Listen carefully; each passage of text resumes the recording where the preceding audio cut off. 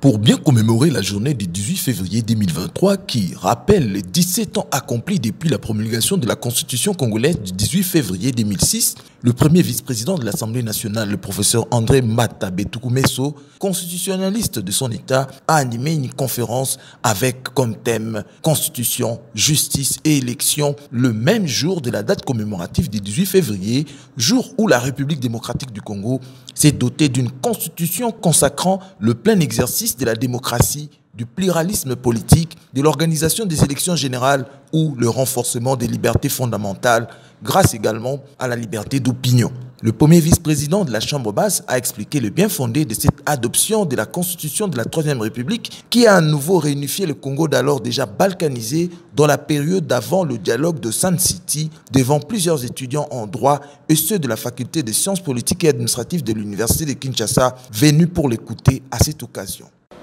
La Constitution de la République, vous l'avez, nos étudiants savent, une Constitution peut être écrite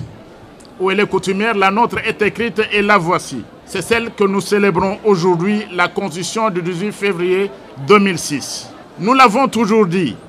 c'est au jour d'aujourd'hui, celle que je tiens dans ma main, c'est la meilleure Constitution de la République démocratique du Congo depuis son accession à l'indépendance. Le texte que je tiens dans ma main, c'est la meilleure constitution jusque-là que notre pays a connue depuis son accession à l'indépendance le 30 juin 1960. Pourquoi est-ce qu'elle est la meilleure? On l'a toujours dit, ou on l'a souvent dit. Elle est la meilleure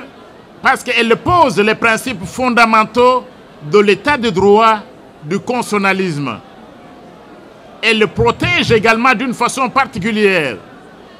plus qu'aucune autre constitution auparavant, les droits auxquels les Congolaises et les Congolais, le droit donc que les Congolaises et les Congolais peuvent